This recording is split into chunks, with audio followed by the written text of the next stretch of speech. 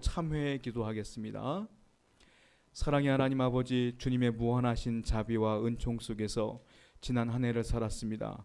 돌이켜보건대 하나님의 은혜에 보답하지 못한 생활이었고 아버지의 마음을 아프게 한 나날들이었음을 고백합니다. 주여 우리를 불쌍히 여기시고 평화를 내려 주소서. 주여 묵은 해와 더불어 우리의 연약함과 부족함 때문에 저지른 모든 죄악을 사하여 주시며 우리에게 새해를 맞이하기 합당한 마음을 허락하여 주옵소서. 주여 우리에게 성령의 충만함을 허락하시사 새해에는 맡겨주신 사명을 잘 감당하며 주님께 충성하게 하옵소서. 동이 서에서 먼 것 같이 우리 죄과를 우리에게서 멀리 옮기셨으며 아비가 자식을 불쌍히 여김같이 여호와께서 자기를 경외하는 자를 불쌍히 여기시나니 이는 저가 우리의 체질을 아시며 우리가 진토임을 기억하심이로다. 아멘. 함께 신앙 고백하도록 하겠습니다. 나는 전능하신 아버지 하나님 천재 창조주를 믿습니다. 나는 그의 유일하신 아들 우리 주 예수 그리스도를 믿습니다. 그는 성령으로 잉태되어 동정녀 마리아에게서 나시고 본디오 빌라도에게 고난을 받아 십자가에 못 박혀 죽으시고 장사된 지 사흘 만에 죽은 자 가운데서 다시 살아나셨으며 하늘에 오르시어 전능하신 아버지 하나님 우편에 앉아 계시다가 거기로부터 살아있는 자와 죽은 자를 심판으로 오십니다. 나는 성령을 믿으며 거룩한 공교회와 성도의 교제와 죄를 용서받는 것과 몸의 부활과 영생을 믿습니다. 아멘. 함께 기도하겠습니다.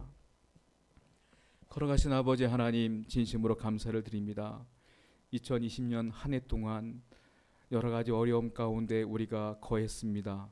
특별히 코로나19 때문에 수많은 사람들이 죽음의 고통 가운데 또한 두려움 가운데 살았고, 또한 자영업을 하시는 분들과 사업을 운영하시는 분들과 또한 직장 생활하는 모든 분들이 두려움 가운데 어려움 가운데 한 해를 보냈습니다. 그런데 감사할 것이 있습니다. 그럼에도 불구하고 우리를 안전하게 지키셨습니다. 하나님께서 우리를 보호해 주셨습니다. 그리고 이렇게 마지막 예배를 하나님께 건강한 모습으로 드릴 수 있도록 은혜 주셨음에 감사하게 주옵소서. 비록 힘들었지만, 비록 어려웠지만, 비록 두려웠지만 그래도 그 모든 것들을 이겨내고 뚫고 나가서 하나님께 영광 돌리는 예배 자리까지 오게 해주셨음에 감사하게 하시고 감격하게 하시고 하나님께 영광 돌릴 수 있도록 인도하여 주옵소서. 내년도에도 많은 사람들이 희망이 없다, 소망이 없다 말합니다.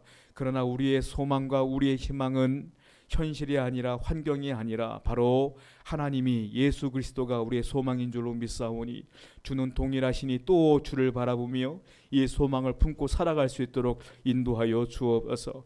올 한 해 동안 우리가 결심했던 것 하나님께 다 지키지 못했음을 용서하여 주옵소서. 이 시간 우리가 철저하게 회개하고 다시 회개하고 돌이킬 수 있도록 인도하여 주옵소서. 하나님과 멀어졌던 내 마음을 돌이켜서 하나님께 가까이 갈 수 있도록 인도하여 주옵소서. 하나님의 성령은 죄가 있는 곳에 역사하지 않습니다. 하나님은 죄가 있는 곳에 역사하지 않습니다. 그러므로 이 시간 철저하게 회개하고 잘못한 것들을 뉘우치며 돌이켜 하나님께 용서를 구하는 귀한 예배가 될 수 있도록 인도해 주시고, 한 해 동안 역사하신 하나님께 감사하며 이제 새해에는 다시는 이 죄를 짓지 않겠노라 각오하고 결단하고 하나님께 나아갈 수 있도록 인도하여 주옵소서. 우리 귀한 성도님들 내년도에는 하나님의 은혜를 더욱더 만끽하며 누리며 깊이 있게 하나님 만날 수 있도록 인도해 주옵소서. 올 한 해 말씀과 멀어진 자가 있습니까? 말씀을 더 가까이 할 수 있도록 인도하여 주시며, 예배와 멀어진 자가 있으면 예배를 더 깊이 드릴 수 있도록 인도하여 주옵소서. 기도하지 못한 한 해였습니까? 스스로 혼자서라도 열심을 다하여 기도하는 한 해가 될 수 있도록 인도하여 주옵소서. 살아가지 못한 한 해였습니까? 원수를 미워하며 싫어했던 한 해였습니까? 분냈던 한 해였습니까? 이제 내년도에는 사랑하며 또 아끼며 자비를 베풀며 하나님께 나아갈 수 있도록 인도하여 주옵소서. 그리하여 저희들의 마음 가운데 성령 충만한 삶을 사는 하나가 될 수 있도록 인도하여 주옵소서. 이스라엘 백성들을 40년 동안 하나님이 보호해 주셨습니다. 우리의 2021년도 하나님이 보호하여 주옵소서. 하나님이 보호하시면 아말렉도 우리를 무너뜨릴 수 없고 가뭄도 우리를 무너뜨릴 수 없습니다.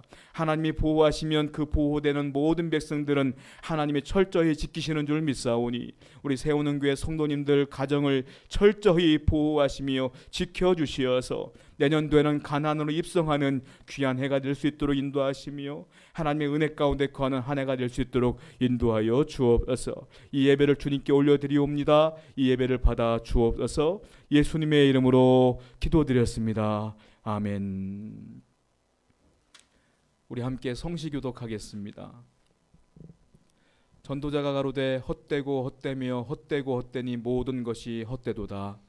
사람이 해 아래서 수고하는 모든 수고가 자기에게 무엇이 유익한고 한 세대는 가고 한 세대는 오되 땅은 영원히 있도다.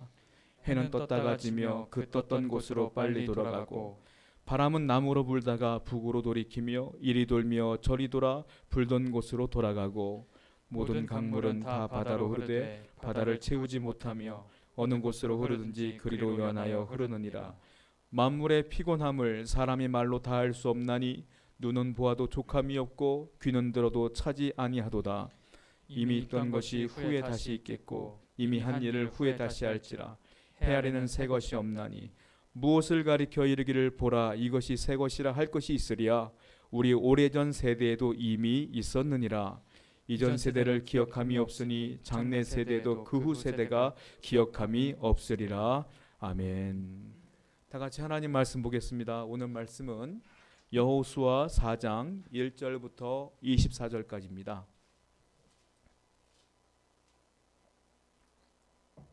자막으로 나가지만 여러분들 성경을 댁에서 직접 펴시고 읽었으면 좋겠어요. 여호수아 4장 1절부터 24절인데 어차피 설교 가운데 우리가 다 읽게 될 것입니다. 그러니까 너무 길기 때문에 우리가 한 절만 읽을게요. 우리 7절 말씀만 여호수아 4장 1장 7절 말씀만 함께 읽겠습니다. 한 목소리로. 시작. 그들에게 이르기를 요단물이 여호와의 언약궤 앞에서 끊어졌나니 곧 언약궤가 요단을 건널 때에 요단물이 끊어졌으므로 이 돌들이 이스라엘 자손에게 영원히 기념이 되리라 하라 하니라. 아멘. 잠깐 기도하겠습니다. 하나님, 이제 하나님 말씀을 듣습니다. 2020년 12월 31일 마지막 예배를 하나님께 드리며 하나님께서 올해 마지막 말씀을 우리에게 주시는 것이 무엇인가를 기대하며 듣게 해주시고 이 말씀을 통하여 또한 새해에도 어떤 마음으로 살아갈 것인가를 결정하며 결단하며 순종할 수 있도록 인도하여 주옵소서. 예수님의 이름으로 기도드렸습니다. 아멘. 우리 찬양 301장 하겠습니다.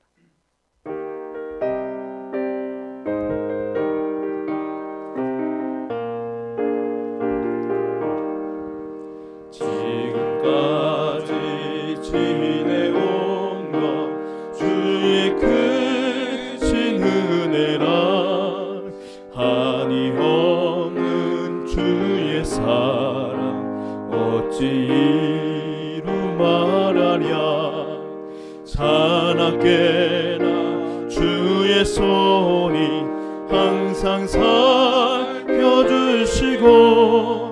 모든 일을 주 안에서 형통하게 하시네. 몸도 맘도 연약하나 세임받아 살았네. 물 붓듯이 부으시는 주의 은혜 족하다. 사랑 없는 거리에나 험한 산길에 맬 때 주의 손을 굳게 잡고 찬송하며 가리라. 주님 다시 배울 날이 날로 다가와. 무거운 짐 주께 맡겨 벗을 날도 멀잖네. 나를 위해 예비하신 고향 집에 돌아가 아버지의 품 안에서 영원토록 살리라.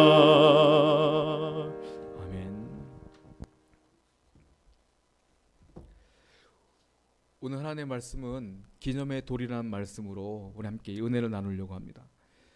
여러분 사람들은요 다 다양한 사람들이고 인종이 다르고 하지만 사람인지라 다 공통점들이 많아요. 살아가는 모습들을 보면 다 비슷비슷하죠. 예를 들자면 이런 거예요. 사람들이 어디 인상 깊은 곳에 가게 되면 특별히 여행을 간다든지 아니면은 사람들이 가볼 만한 곳에 가게 되면 사람들이 꼭 하는 게 있어요. 자기의 흔적을 꼭 남겨요. 우리가 우리나라 명산을 가면 항상 관광지에 가면 항상 우리나라 사람들은 뭘 하냐면 이름을 새겨놓고 와. 아무개 왔다 가다 뭐 이렇게 흔적을 남겨놔요. 항상 보면 연인이 왔다가 하트 그려놓고 자기 이름 써놓고 그분들 다 결혼했는지 모르겠어요. 하여튼 다 흔적을 남겨놔. 그렇지 않습니까? 여러분 우리나라 사람들뿐만이 아니라 전 세계 사람은 다 그래요. 인상 깊은 곳에 가면 관광지에 가면 다 흔적을 남겨놓는데 어떤 흔적을 남겨놓냐면 여러분 관광지 가잖아요. 산에 가잖아요. 항상 내가 왔다 갔다 하는 흔적 중에 가장 대표적인 게 뭐냐? 사진을 찍어요. 꼭. 산 정상에서 꼭 사진을 찍고 와. 사진 안 찍는 분도 없어요. 등산하시는 분들 가운데 그냥 왔다 가시는 분 한 명도 없어요. 꼭 기념사진 찍고 오죠. 그리고 해외여행을 가면 뭘 하죠? 기념품을 사갖고 와요. 항상 자기의 흔적을 갖고 오는 거예요. 그 흔적을 볼 때마다 내가 여기 갔었지. 사진을 볼 때마다 이때가 언제더라 하면서 자기의 그때 과거를 회상하는 거죠. 그런 것처럼 지금이야 뭐 과학이 발달해서 기념품도 있고 사진도 찍고 하지만 옛날부터 지금까지 변하지 않는 스테디셀러처럼 변하지 않는 관광 상품이 하나 있어요. 뭘 것 같아요? 돌입니다. 돌. 수많은 사람들은 예전부터 어디 멋있는 데를 가면 항상 돌을 취해갖고 와.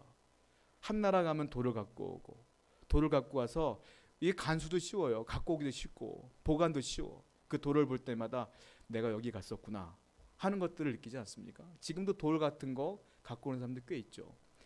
예전에 아폴로 11호가 달 착륙을 했을 때에 그 우주인들이 달의 표면에 착륙을 해서 제일 먼저 한 게 뭔 줄 아세요? 그 표면에 있는 암석을 가지고 지구로 돌아왔어요. 돌이죠. 그들에게는. 돌 기념품을 갖고 왔다고요. 똑같아요.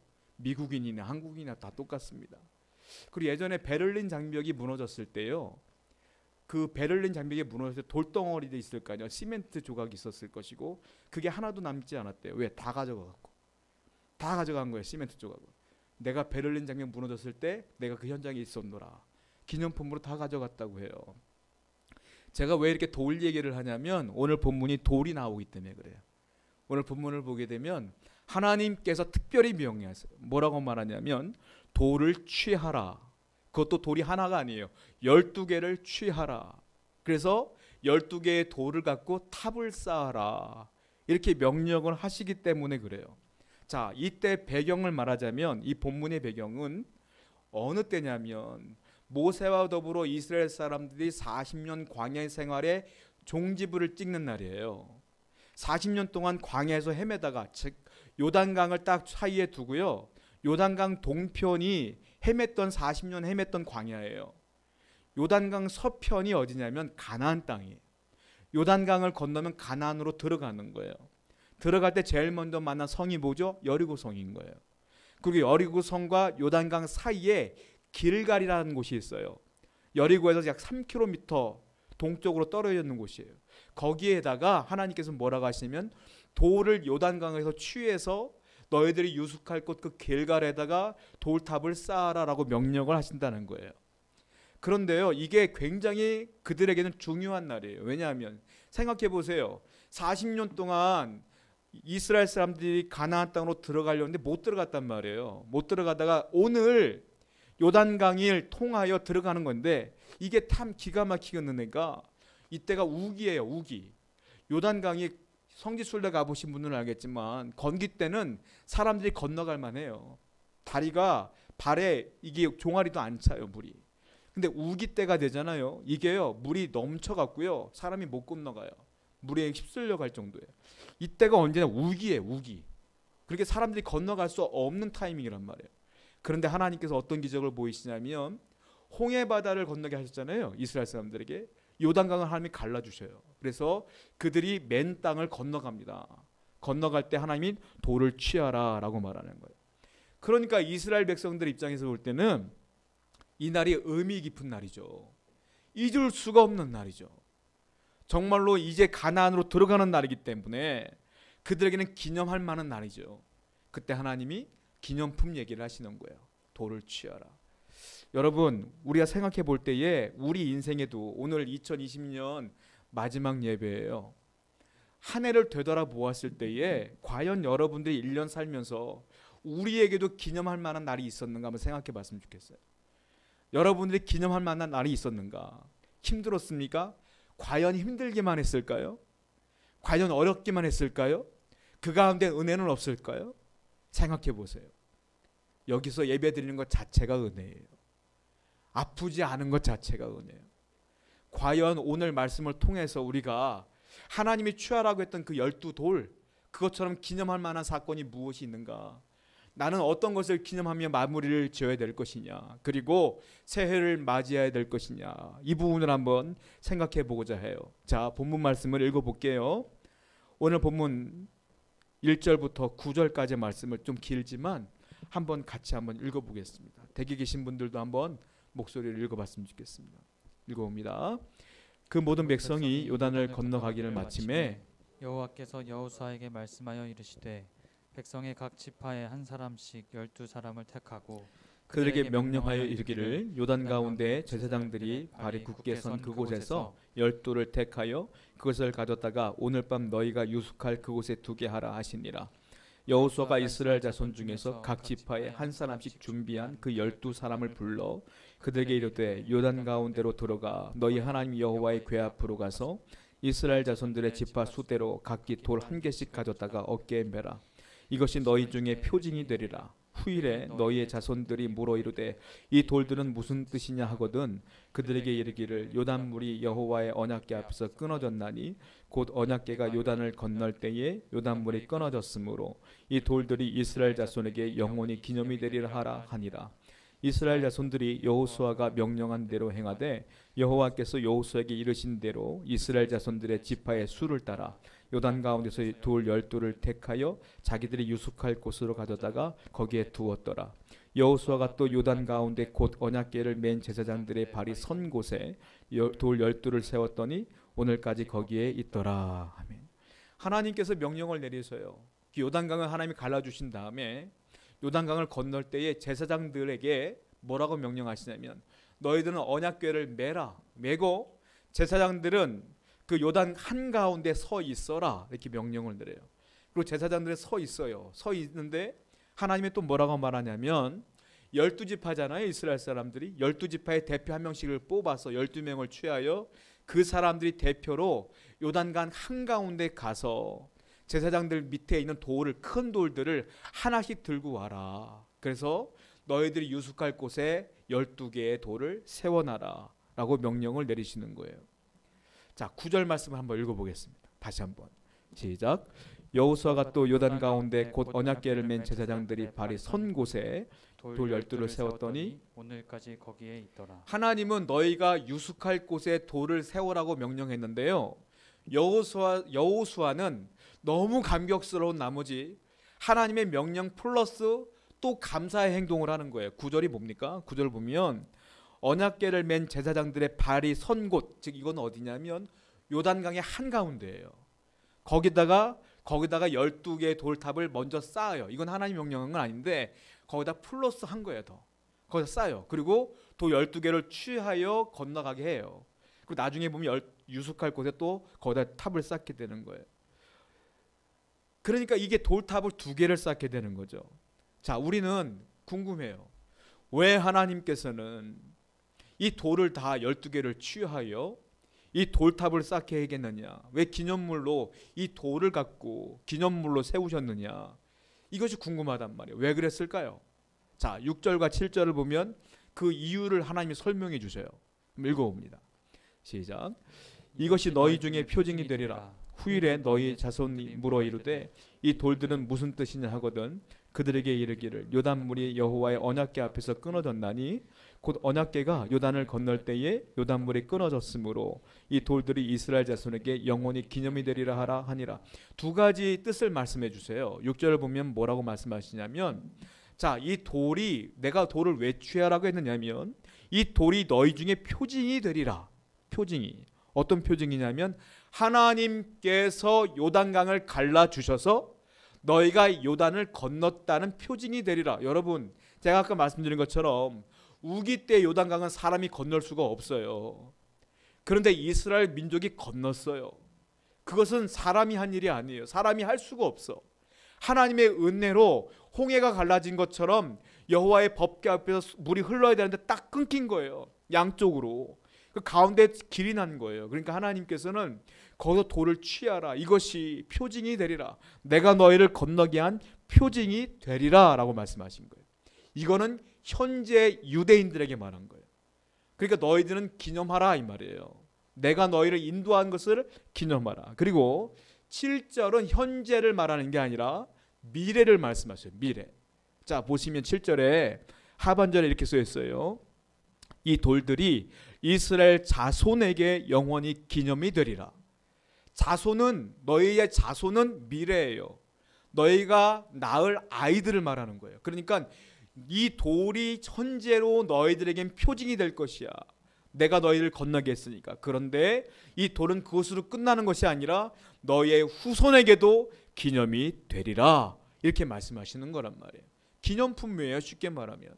표징이 뭡니까? 증거해주는 표식이 표징이에요. 그러니까 이 돌이 하나님의 은혜를 증거해 준다라고 하나님께서는 말씀하시는 거예요. 자, 7절 말씀 한번 다시 한번 읽어볼게요. 읽어봅니다. 시작. 그들에게 이르기를 요단물이 여호와의 언약궤 앞에서 끊어졌나니 곧 언약궤가 요단을 건널 때에 요단물이 끊어졌으므로 이 돌들이 이스라엘 자손에게 영원히 기념이 되리라 하라 하니라. 자, 앞장을 보게 되면 언약궤를 맨 제사장들이요, 발을 요단강에 담금과 동시에 물이 쫙 갈라졌어요. 근데 그 상태에서 제사장들이 들어간 거란 말이에요. 그리고 이 본문 7절에서는 물이 여호와의 언약궤 앞에서 끊어졌다 이렇게 표현하고 있어요. 그러니까 이 흘러야 되는데 법궤를 메고 있으니까, 언약궤를 메고 있으니까 여기서 끊어져 버린 거예요. 이건 누가 가는 거예요? 사람이 할 수 없어요. 하나님만 할 수 있어. 그러니까 하나님께서 원하시는 게 뭔 줄 아세요?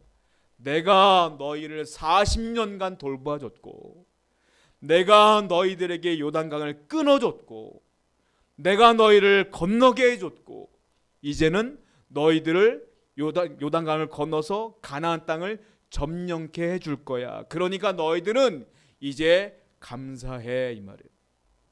이 돌을 볼 때마다 나의 은혜를 생각하며 감사해. 여러분들에게는 올 한 해 보내면서 하나님의 은혜에 얼마나 감사했는가요? 하나님이 여러분들에게 요구하는 건 딱 하나예요. 감사하라. 감사하라. 하나님의 은혜가 없이는 여러분들이 지금 이 마지막 2020년 마지막 순간까지 건강한 모습으로 예배할 수가 없어요. 다 하나님의 은혜인 거예요. 우리가 기념할 만한 것이 무엇이 있는가 이 시간 생각해 봐야 돼요. 언제 하나님께 감사했는가? 그리고 하나님께 감사할 거리가 무엇이 있는가? 나에게는 어떤 12돌이 기념할 만한 것이 있는가? 혹시 감사한 것이 없다면, 지금도 이 마음 가운데 원망 불평이 많다면, 여러분 2020년 이제 서서히 가고 있잖아요. 이 시간 회개했으면 좋겠어요. 회개하고 하나님, 한 해 동안 감사한다고 마음 먹었지만 감사하지 못했습니다. 앞으로는 감사하며 살게 해 주옵소서 라고 다시 한번 마음을 정리하는 여러분 되기를 축원드립니다. 하나님이 여러분이 요구하는 건 아무것도 없어요. 내가 너를 도와줬으니까 헌금 1,000만 원에 이런 거 없어. 그냥 감사해. 하나님의 은혜에 감사하면 하나님이 기뻐하셔요. 두 번째, 우리가 무엇을 기념할 만한 기념도로 삼아야 될까요? 자, 10절 이하 18절까지입니다. 한번 읽어볼게요. 시작. 또 여호와께서 여호수아에게 명령하사 백성에게 말하게 하신 일, 곧 모세가 여호수아에게 명령한 일이 다 마치기까지 궤를 맨 제사장들이 요단 가운데에 서 있고 백성은 속히 건넜으며 모든 백성이 건너기를 마친 후에 여호와의 궤와 제사장들이 백성의 목전에서 건넜으며 루벤 자손과 갓 자손과 므낫세 반지파는 모세가 그들에게 이른 것 같이 무장하고 이스라엘 자손들보다 앞서 건너갔으니 무장한 4만 명 가량이 여호와 앞에서 건너가 싸우려고 여리고 평지에 이르느니라. 그날에 여호와께서 모든 이스라엘의 목전에서 여호수아를 크게 하시매 그가 생존한 날 동안에 백성이 그를 두려워하기를 모세를 두려워하는 것 같이 하였더라. 여호와께서 여호수아에게 말씀하여 이르시되 증거궤를 맨 제사장들에게 명령하여 요단에서 올라오게 하라 하신지라.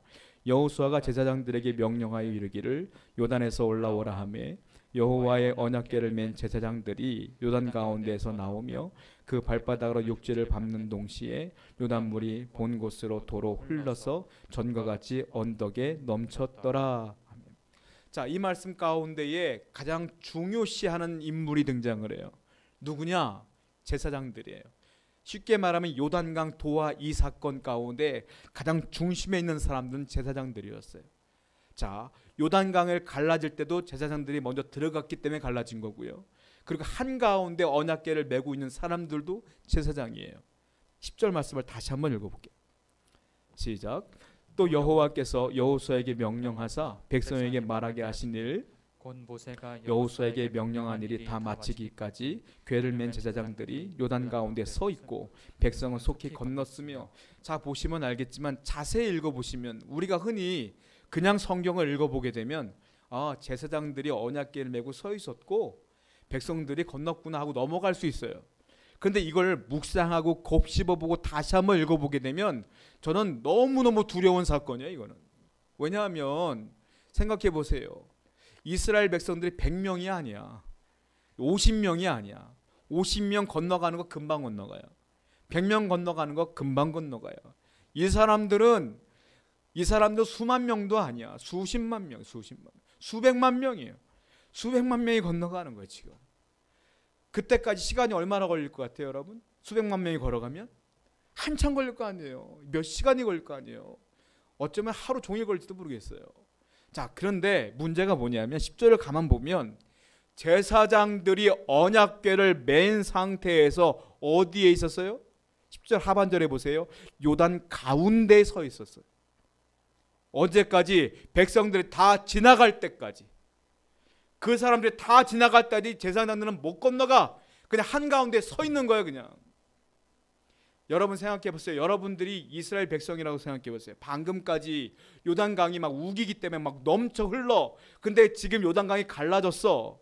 갈라졌는데 딱 언약궤 앞에서 끊어졌다면 여기는 요단강이 있는 거예요. 물이 있어. 가운데만 없어 지금. 그런데 여호수아가 큰 소리로 외쳐요. 자, 요단강이 갈라졌으니 건너가세요. 건너가세요 말을 듣고 여러분들 건너갈 수 있는 용기가 있어요? 건너가겠어요? 여러분 한강이 갈라졌어. 근데 한강이 물이 싹 빠지면 건너가겠지만 양옆으로 한강이 벽이 돼서 넘실넘실거리고 있어. 한가운데 건너갈 수 있겠냐고 여러분들이. 그거 쉬운 결정 아니에요. 언제 이 강물이 날 덮칠지 모르는데 그 두려움 가운데 건너갈 수 있겠어요? 두려워 떨어. 쭈뼛쭈뼛해. 못 갈 것 같아. 그런데 갑자기 저 한가운데 제사장들이 외쳐요. 우리가 있으니까 들어와.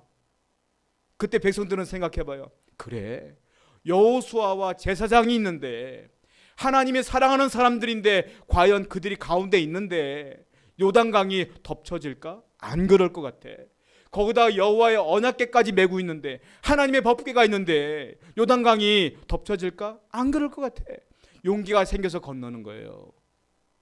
나 혼자 생각엔 두려움이 있는데 제사장들의 모습을 보니까 끄떡없이 건너가는 거예요. 건너가는데 제사장 옆으로 지나간 제사장들이 뭐라고 말합니까? 괜찮아요. 건너가세요. 안심시켜주는 거야. 그리고 그들은 건너가는 거예요. 한 명씩 눈 마주치며 건너가는 거예요. 그리고 그 사람들이 다 건너가요. 저는 또 제사장 입장을 생각해봐요. 그들은 두렵지 않았을까?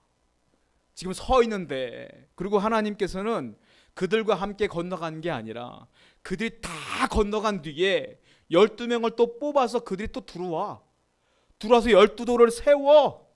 그리고 거기다 탑을 세울 때까지 제사장들은 못 건너가고 있는 거예요. 안 무섭겠어요? 내 생명이 조마조마하지 않겠어요?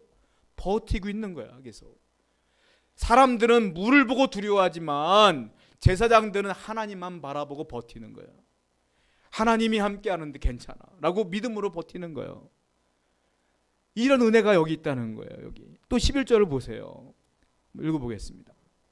시작. 모든 백성이 건너가기를 마친 후에 여호와의 궤와 제사장들이 백성이 목전에서 건넜으며 다 건넌 뒤에 건넜어요. 다 건넌 뒤에. 또 보세요. 12절을 보게 되면 이번에는 또 다른 사람이 등장을 하는데 이 사람들도 위험을 무릅쓰는 사람들이에요. 누구냐? 루벤 지파, 그리고 갓 지파, 그리고 므낫세 반 지파. 여러분 므낫세 반 지파라는 게 있는데 한번 읽어보고 얘기를 해드릴게요. 12절 말씀입니다. 시작. 루벤 자손과 갓 자손과 므낫세 반 지파는 모세가 그들에게 이른 것 같이 무장하고 이스라엘 자손들보다 앞서 건너갔습니다. 세 지파가 나와요. 루벤 지파, 이스라엘 12지파 중에 하나예요. 그리고 갓 지파가 나오고 므낫세 반 지파. 여러분들이 므낫세 반 지파라고 생각하시면 안 돼요. 므낫세는 누구냐면 요셉의 아들이에요. 요셉의 아들이 두 아들이 있는데 에브라임과 므낫세가 있는데 요셉 지파는 없어요. 요셉 지파는 없고 그들의 아들 두 명이 12지파에 들어갔어요. 근데 므낫세 지파라고 하지 않고 왜 므낫세 반 지파라고 했느냐? 므낫세 지파 중에 반을 얘기하는 거예요. 반. 자, 무슨 일이냐? 이 사람들이 뭐라고 말하냐면 이거는 이 여호수아 이전에 모세가 있었을 때의 사건부터 시작되는 얘기예요. 모세에게 자, 요단강을 사이에 두고 이제 요단강을 건너기 전에 모세에게 이 루벤 지파의 대표와 갓 지파의 대표와 므낫세 지파의 대표가 찾아와요. 모세에게. 그리고 이렇게 얘기를 해요. 우리는 이 요단강 동편에 있는 모압 지방의 이 땅이 너무 마음에 들어요. 물도 풍부하고 그리고 양을 키우기도 너무 좋아요. 우리는 요단강을 건너지 않겠습니다. 우리는 가나안 정복의 전쟁에 참여하지 않겠습니다. 어차피 들어가시면 땅을 분배해서 지파들에게 주실 텐데 우리 세 지파는 우리는 건너지 않고 이 땅을 가질 거예요 라고 모세에게 말하는 거예요. 모세가요 이 말을 듣고 그래 했겠어요? 모세가 격노합니다. 막 화를 내요. 너무 화를 내요. 그럼 니들은 우리가 피땀 흘려 그들과 전쟁을 벌일 때 너희들은 여기서 땅을 갖고 편안하게 있겠다는 소리냐? 라고 모세가 화를 내요. 여러분 이 당시에 모세는요 하나님과 같은 존재예요. 모세 때문에 지진 나서 사람들 다 죽었고 그런 사건들이 있잖아요. 원망했을 때 다 죽고 불뱀이 물려 죽고 이걸 다 알아요 이 사람들이. 그러니까 모세가 화를 내니까 이 므낫세 지파, 갓 지파, 이 루벤 지파 사람이 덜덜 떠는 거야. 그러면서 뭐라고 얘기를 하냐면 그게 아니고요. 이 땅을 주시는데 전쟁은 참여할게요. 대신에 이 땅을 먼저 우리에게 주신다면 우리가 맨 앞에 나가서 철저하게 이 전쟁의 승리를 위해서 헌신하겠습니다. 라고 말하는 거예요. 그랬더니 모세가 그래 그거면 괜찮아. 그리고 여호수아가 그 얘기를 들었어요. 그리고 모세가 죽고 난 뒤에 여호수아가 리더가 됐지 않습니까? 이 약속은 유효한 거야. 하나님도 들었어. 그러니까 요단강을 건널 때에 여호수아가 명령해요. 루벤, 갓, 므낫세 반지파는 뭐냐면 반지파는 동쪽에 남아있고 나머지 반은 요단강을 건너서 가나안에서 땅을 갖기를 원하기 때문에 표가 갈라진 거야. 그러니까 반은 여기 반은 여기야. 그러니까 반지파 여기 있을 애들 반 니들 쫓아와.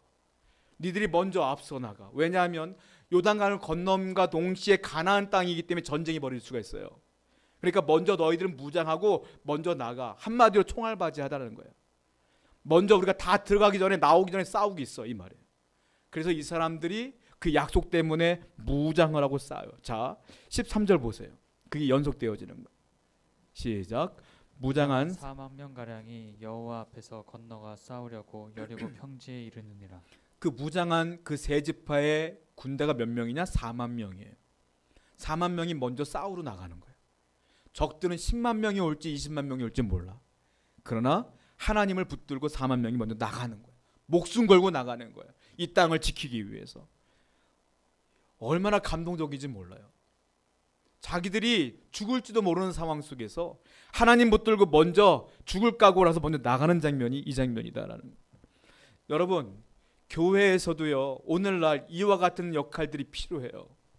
2020년 한 해 동안 우리가 하나님께 얼마나 감사했는가 되돌아봐야 돼요. 또 하나는 이 사람들은 다른 말로 말하면 뭐냐면 내가 맡겨진 사명을 끝까지 감당하는 사람들의 모습이야. 이 사람들. 제사장은 말씀 붙들고 끝까지 백성들 넘어갈 때까지 지켰던 사람들이고요. 그리고 루벤, 갓, 므낫세 지파들은 자기에게 주어진 사명을 무기 들고 정말 목숨을 어려움을 겪으면서 이 감당하는 모습들인 거예요. 여러분들은 2020년 한 해 동안 이 사명들을 감당했는가 되돌아봐야 돼요. 과연 내게 맡겨진 사명을 감당했는가? 교회는요, 사명자가 있어요. 여러분들이 대표적으로 교회 사명자 그러면 누구를 생각합니까? 목회자들을 얘기하죠. 맞아요. 교회는 목회자가 중심이 돼야 돼. 왠 줄 아십니까? 오늘 본문 보면 제사장이 요단강 가운데 언약궤를 메고 끝까지 버티고 서 있었어요. 백성들이 두려워 떨 때에 누구 때문에 용기를 얻었어요? 그 제사장들 때문에 용기를 얻었어. 엄밀히 따지면 제사장들이 메고 있는 언약궤 때문에 용기를 얻은 거예요. 다른 말로 말하면 교회는 하나님 말씀으로 중심이 이루어져야 된다는 거예요. 말씀을 선포하는 자가 누구예요? 목회자예요. 교회는 그 말씀의 중심으로 이루어져야 돼. 그것이 목회자의 사명이고 성도들은 그 말씀으로 위로받는 사명이 있는 거죠. 백성들은 그 말씀 때문에 위로를 얻으며 건너간 거예요. 또한 사명자가 있어요. 루벤 지파 같은 사람, 갓 지파와 같은 사람, 므낫세 반지파와 같은 목숨을 내걸고 주를 위해 헌신하는 헌신자가 필요해요. 근데 그 헌신자는 목회자가 아니에요. 목회자는 말씀을 붙들고 중심을 잡는 자이라면 나머지는 누가 하는 거예요? 중직자들이 하는 거고, 직분자들이 하는 거고, 성도들이 하는 거예요. 여러분들의 가족을 위해서 기도하고 전도하고 주위 사람들을 위해 전도하는 건 그 사명은 목회자가 감당하는 게 아니라 바로 여러분들이 감당하는 거예요. 여러분들이 충성 봉사하며 나의 것들을 하나님께 드리며 사는 것은 목회자가 하는 게 아니라 여러분들이 하는 거예요. 여러분들이 헌금하는 거지 목회자는 돈이 없기 때문에 헌금하는 게 아니에요. 누가 헌금해요? 성도들이 하는 거예요. 그게 다 뭐예요? 사명이에요. 그 사명이 목회자의 사명과 성도들의 사명이 모아지면 우린 요단강을 건너는 거예요. 우린 부흥하고 성장하는 거다. 교회 가운데 보면 항상 중직자란 이름 아래 어깨에 뒷짐만 지고 어깨에 힘만 주고 목소리로만 크게 내는 사람들이 있어. 교회에서 하나님 보실 때 그건 꼴불견이에요. 교회는 말로 하는 게 아니라 몸으로 헌신하는 거예요. 하나님께 드림으로 나아가는 거예요. 기도함으로 나아가는 거예요. 전도함으로 나가는 거예요. 예배함으로 나가는 거지 말로 하는 게 아니에요. 올 한 해 동안 여러분들이 하나님께 만족스러운 충성과 헌신하지 못했다면, 사명을 감당하지 못했더라면 이제 올 한 해 2021년도에는 내가 주님께 더욱 충성하리라, 헌신하리라 각오하는 여러분 되기를 축원드립니다. 그런 은혜가 있어야 된다. 자, 세 번째로는 이 말씀을 통해서 우리가 어떤 은혜를 받을까요? 자, 19절부터 24절까지입니다. 한번 읽어볼게요. 시작. 첫째 달 10일에 백성이 요단에서 올라와 여리고 동쪽 경계 길갈에 진침해 여호수아가 요단에서 가져온 그 12돌을 길갈에 세우고 이스라엘 자손들에게 말하여 이르되 후일에 너희의 자손들이 그들의 아버지께 묻기를 이 돌들은 무슨 뜻이니까 하거든 너희는 너희의 자손들에게 알게 하여 이르기를 이스라엘이 마른 땅을 밟고 이 요단을 건넜습니다. 너희의 하나님 여호와께서 요단물을 너희 앞에 마르게 하사 너희를 건너게 하신 것이 너희 하나님 여호와께서 우리 앞에 홍해를 말리시고 우리를 건너게 하심과 같았나니 이는 땅의 모든 백성에게 여호와의 손이 강하신 것을 알게 하며 너희가 너희의 하나님 여호와를 항상 경외하게 하려 하심이라 하라. 자, 여기 보시게 되면 이제 요단강은요, 그러니까 가나안 본토의 입구라고 생각하시면 돼요. 그리고 입구에 가장 먼저 서 있는 성 이름이 있는데 그게 우리가 알고 있는 여리고 성이에요. 그리고 그들은 어디에다가 진을 쳤으며 어디에 유숙하게 되느냐, 쉽게 말하면 베이스 캠프를 어디다 차렸느냐. 자, 19절 한번 읽어보겠습니다. 시작. 첫째 달 10일에 백성이 요단에서 올라와 여리고 동쪽 경계 길갈에 진침해. 길갈이 여리고 성을 점령하기 전에 차려놓았던 베이스 캠프예요. 그러니까 요단강을 중심으로 하면 길갈은 서쪽에 있는 거고요. 여리고 성을 기반으로 했을 땐 동쪽에 있는 거예요. 그러니까 여리고 동쪽 3km 지방이니까 굉장히 가까운 곳에다가 그들은 진을 치는 게 되는 거죠.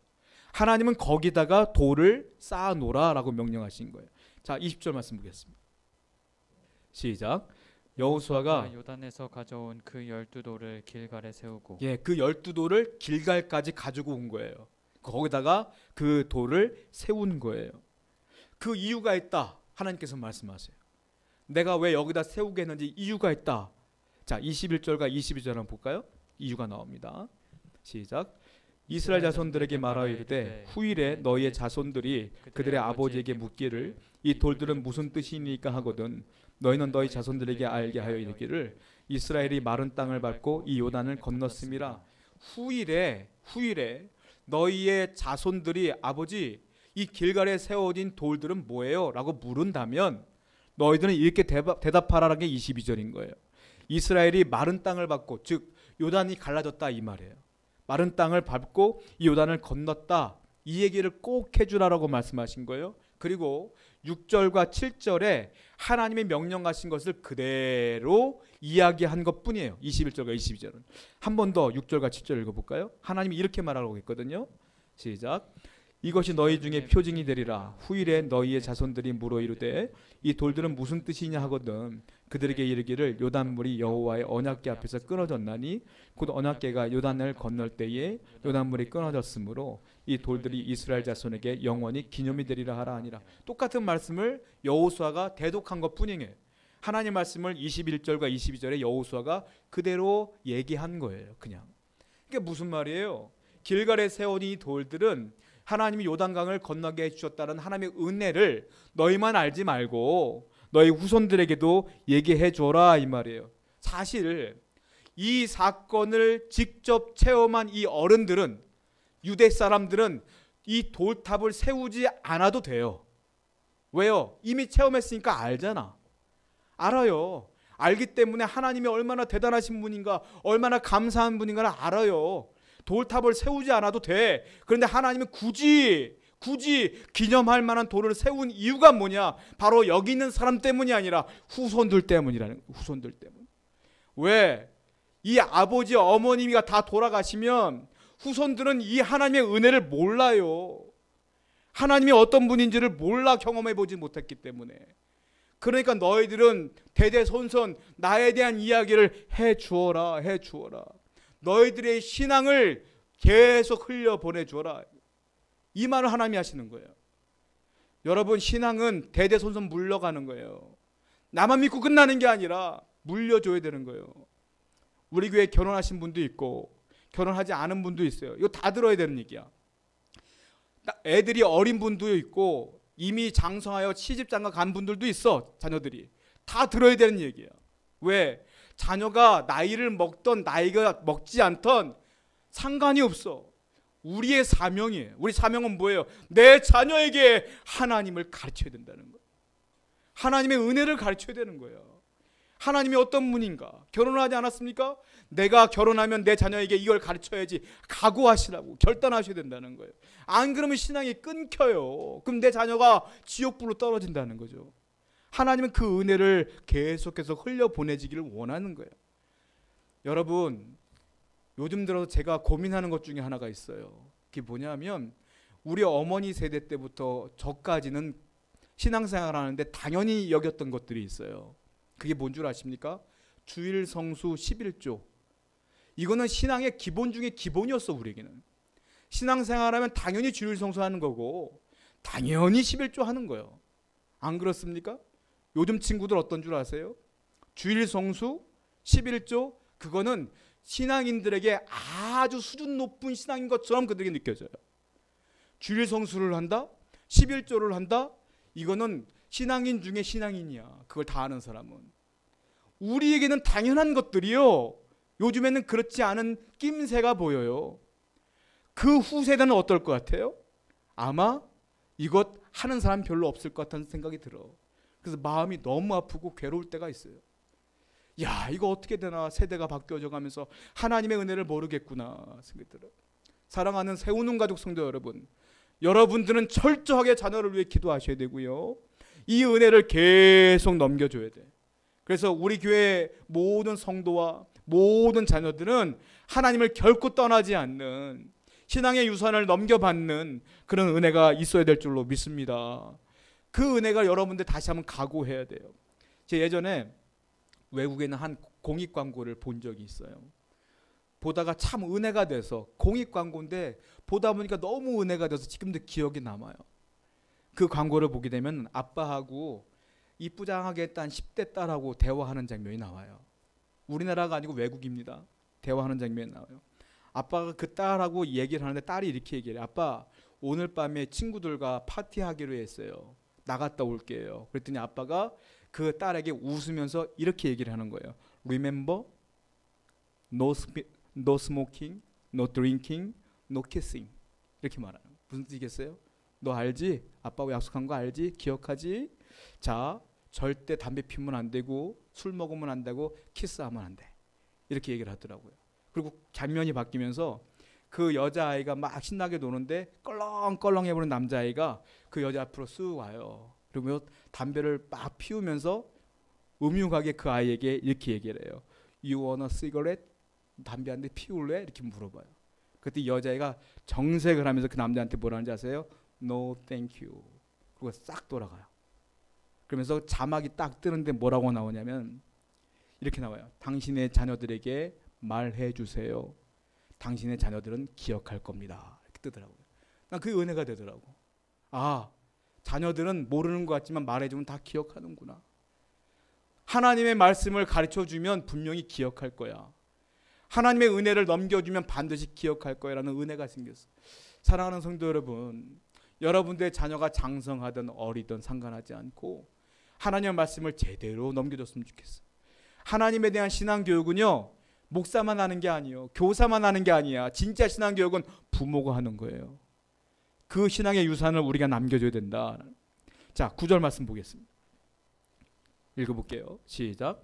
여호수아가 또 요단 가운데 곧 언약궤를 맨 제사장들의 발이 선 곳에 돌 12를 세웠더니 오늘까지 거기에 있더라. 요단강에도요, 이 여호수아가 12돌을 세웠다고 말씀드렸죠. 요단강 가운데. 그리고 길갈에도 세웠어요. 자, 여호수아가 그걸 왜 세웠느냐면 요단강이 우기 때는 물이 넘치기 때문에 이 돌이 안 보여요. 건기 때는 물이 싹 마르기 때문에 이 돌이 드러나요. 그때마다 건기가 올 때마다 이스라엘 사람들이 요단강 앞에서 그 돌을 보는 거야. 볼 때마다 하나님이 이 강을 건너게 해주셨지. 길갈에서 그 돌을 보는 거야. 하나님이 우리를 여기 점령케 해주셨지. 그래서 여호수아가 그렇게 은혜를 잊지 않으려고 하는 거예요. 여러분, 올해 이미 2020년가 끝났어요. 이제 새해가 들어왔어. 올해 우리가 해야 될 게 뭐겠어요? 하나님의 은혜를 이제는 잊지 맙시다. 감사합시다. 그리고 하나님의 은혜를 기억하여 우리 자녀에게 그대로 흘려보내는 귀한 한 해가 되기를 축원드립니다. 다시 한번 하나님께 기도하며 주님께 나가도록 하겠습니다. 우리 한 목소리로 기도하며 하나님께 나갔으면 좋겠습니다. 하나님, 오늘 말씀처럼 내가 주의 은혜를 기억하게 하시고, 그리고 내가 올 한 해는 주님의 사명을 잘 감당하게 하시고, 그리고 주님의 은혜를 주신 것들을 항상 내 자녀들에게 간증하고 신앙을 유산으로 남겨주는 자가 될 수 있도록 인도하여 주옵소서. 함께 기도하며 결단합니다. 기도하겠습니다. 하나님, 감사합니다. 오늘 말씀처럼 이 12돌을 보면서 하나님의 은혜를 기억하게 하여 주옵소서. 우리가 2020년 한 해 동안 감사하지 못했습니까? 우리가 2020년 한 해 동안 이 사명을 감당하지 못했습니까? 2020년 한 해 동안 자녀들에게 신앙을 넘겨주지 못했습니까? 이제 새해가 시작되었사오니 하나님의 은혜에 감사하고 감격하고 은혜를 기억하는 한 해가 되기를 원하며, 이제 내게 주신 사명, 이 사명 잘 감당하며 교회를 세워나가는데 충성을 다할 수 있도록 인도하여 주옵소서. 아버지, 그리고 사랑하는 내 자녀를 위해 기도하고 그들에게 주님의 신앙의 유산을 남겨주기에 애를 쓸 수 있도록 인도하여 주옵소서.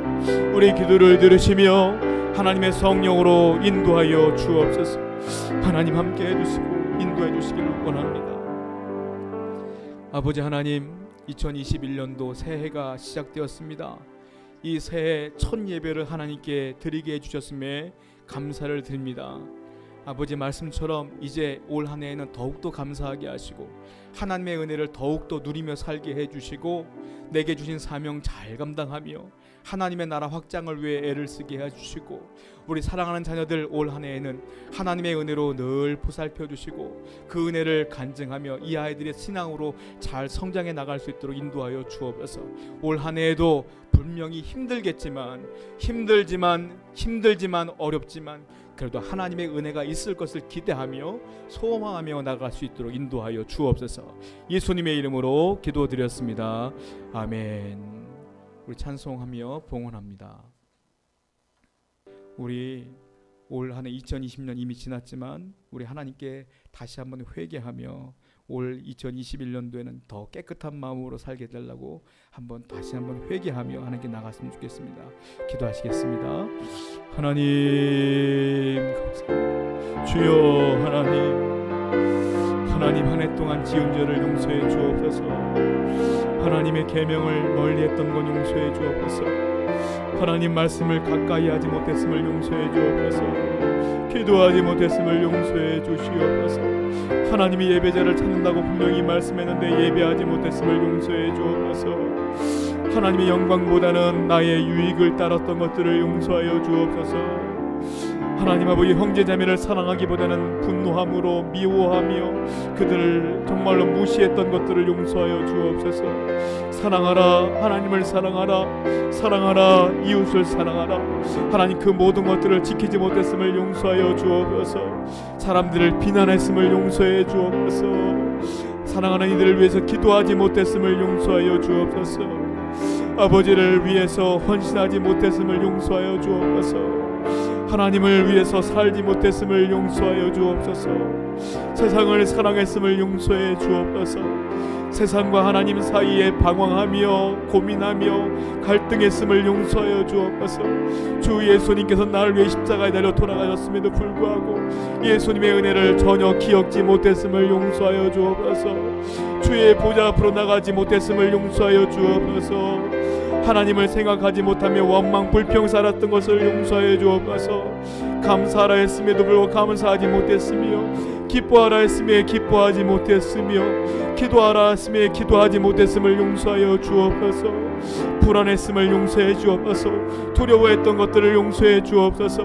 주님을 철저하게 믿는다면 두려워할 일이 없음에도 불구하고 두려워했던 것 용서해 주옵소서. 이제 주의 성령을 붙들고 내 안에 성령이 임재하심을 따라 내가 거룩한 성전답게 살아갈 수 있도록 인도하여 주시옵소서.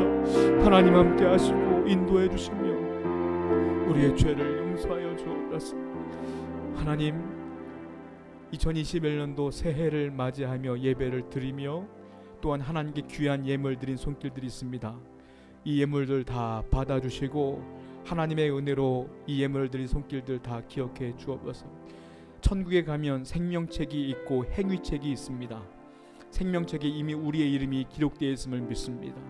행위책에 우리가 드린 헌금, 우리가 하나님을 위해 충성스럽게 산 모든 행위가 다 기록되어 있음을 믿사오니 오늘 귀한 예물 드린 손길들 그 행위책에 다 기록하여 주시어서 먼 훗날 주님을 만나는 그날에 다 갚아주시고 은혜 부어주시기를 간절히 원하옵나이다. 하나님 모든 성도님들 온 한 해 어려움이 없도록 도와주옵소서. 물질에 어려움이 없도록 도와주시며 건강에 염려가 없도록 도와주시고 언제나 하나님의 은혜 가운데 거하는 귀한 한 해가 될 수 있도록 축복하여 주옵소서. 예수님의 이름으로 기도드렸사옵나이다. 아멘. 우리 찬송가 550장 찬양하겠습니다. 다 같이 일어나서 함께 찬양하겠습니다.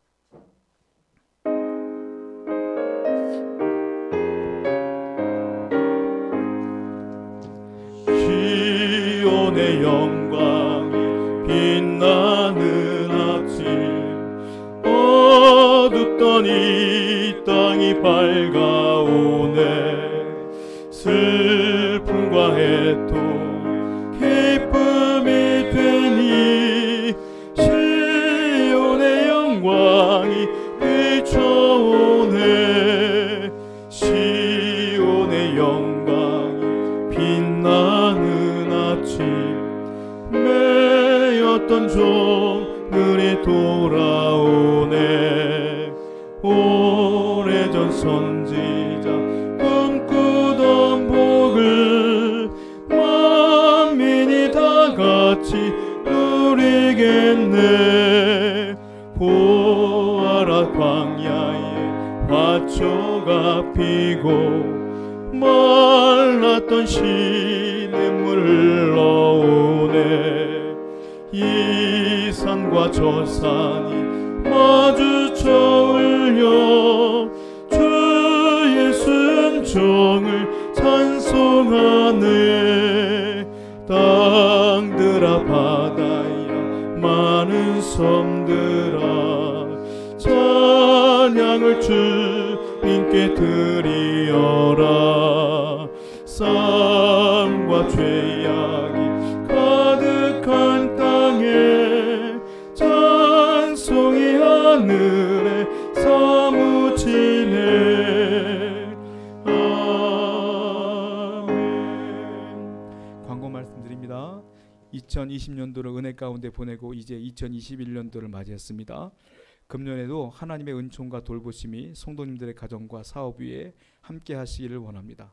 그리고 이번 주 주일 1월 3일 주일은 역시 비대면 예배로 온라인 예배로 드리니까 기억해 주시기 바라겠고요.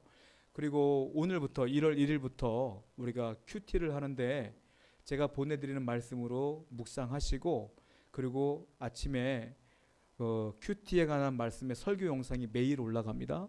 여러분들 먼저 아침 6시요? 네, 오전 6시에 올라간다고 합니다. 먼저 여러분들이 말씀을 보시고 그리고 설교를 보시는 게 좋아요. 설교를 듣고 말씀을 보면 이 말씀을 보는 여러분들의 눈이 그 한계에 다다라요.